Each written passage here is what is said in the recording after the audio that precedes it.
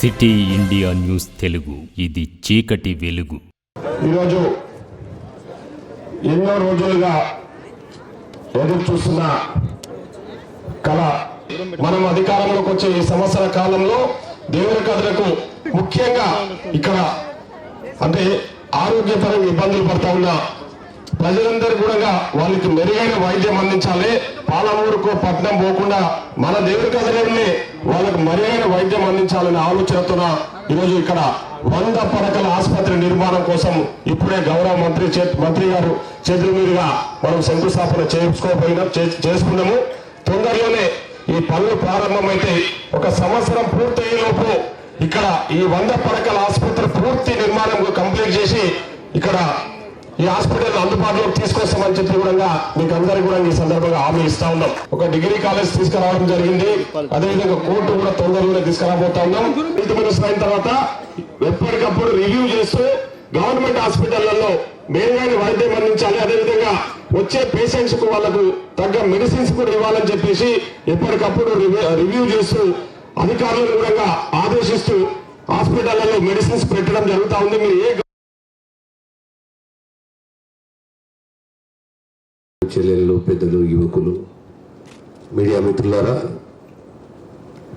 ఈనాడు సుమారు 35 కోట్ల రూపాయలతోటి మనము ఒక 100 పడకల హాస్పిటల్కు శంకుస్థాపన చేసుకున్నాము.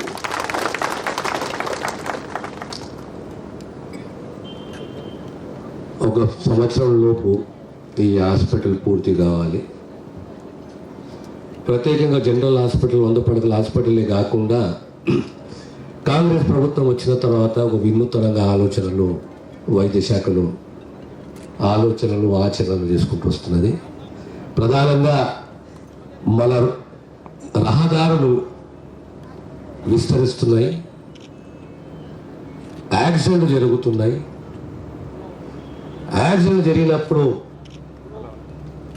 ఆ తక్షణమే వైద్య శిక్షలు అందించాలి. ఎక్కువ సమయం తీసుకుంటుంది, ప్రాణ నష్టం జరుగుతున్నది. ఆ ప్రాణ నష్టం జరగకుండా ప్రమాదం గురైన వ్యక్తిని కాపాడుకోవాలి. ఆ దిశగా ప్రభుత్వం ఒక ఆలోచన చేసి ప్రతి 30 కిలోమీటర్లు సగటున 40 కిలోమీటర్లకే కానీ ఒక ట్రామా సెంటర్ని ఏర్పాటు చేయాలని చెప్పేసి ప్రభుత్వం నిర్ణయం తీసుకున్నది. మహబూబ్ నగర్, దేవరకద్ర, మక్తల్ సుమారు 80 కిలోమీటర్లు, 85 కిలోమీటర్లు. మహబూబ్ నగర్లో హాస్పిటల్ ఉన్నా, పెద్ద హాస్పిటల్ ఉన్నా, జిల్లా హాస్పిటల్ ఉన్నా, దేవరకద్ర కానీ మక్తల్ ప్రాంతంలో కానీ పెద్ద ప్రమాదం జరిగితే ఎక్కడ పోవాలంటే మహబూబ్ నగర్ పోవాలి. అలా కాకుండా కనీసం 30-35 కిలోమీటర్లు 15 నిమిషాల లోపల అంబులెన్స్ హాస్పిటల్కు చేరాలి.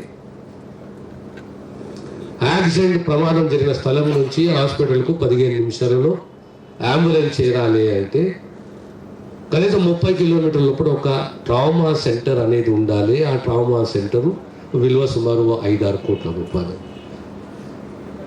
ఆ దిశగా దేవరకద్రలో కూడా 100 పడకల హాస్పిటల్, 100 పడకల హాస్పిటల్లో ప్రత్యేకంగా ఒక ట్రామా సెంటర్ని ఏర్పాటు చేయబోతున్నాం. పేదవానికి కావాల్సినవి 2 అంశాలపైన ప్రభుత్వం ఎప్పుడు దృష్టి సారించాలి. ఒకటి విద్య, ఒకటి వైద్యం. నేను ఎప్పుడు ఇది నమ్ముతాను, విద్య, వైద్యము, సామాజిక భద్రత. డయాలసిస్ సెంటర్ ప్రతి 30 కిలోమీటర్కు డయాలసిస్ సెంటర్ ఉండాలి. కానీ 30-40 కిలోమీటర్కు డయాలసిస్ కలవు. జిల్లా హెడ్ క్వార్టర్సే కాదు, తాలూకా హెడ్ క్వార్టర్సే కాదు. తాలూకా హెడ్ క్వార్టర్స్లో చాలా మందికి డయాలసిస్ సెంటర్స్ లేవు. కానీ ఇప్పుడు డయాలసిస్ సెంటర్లు ప్రతి 30 కిలోమీటర్కు ఓ డయాలసిస్ సెంటర్ ఉండాలి. ఎందుకు అంటే సామాన్యునికి, పేదవానికి ఇబ్బందులు కాకూడదు. 100 కిలోమీటర్లు పోయేసేసి కిడ్నీ ట్రీట్మెంట్ తీసుకోవద్దు, డయాలసిస్ ట్రీట్మెంట్ తీసుకోవద్దు. కనీసం ఒక అర్ధ గంటలో ఆ కుటుంబము, ఆ పేషెంట్ ఆ హాస్పిటల్కు, ఆ డయాలసిస్ ట్రీట్మెంట్కు పోవాలి. పేదవానికి, పేదరాలకు అది దాంతో సహా చాలా ఊర్లలో పెన్షన్ దరఖాస్తులు కూడా వస్తున్నాయి.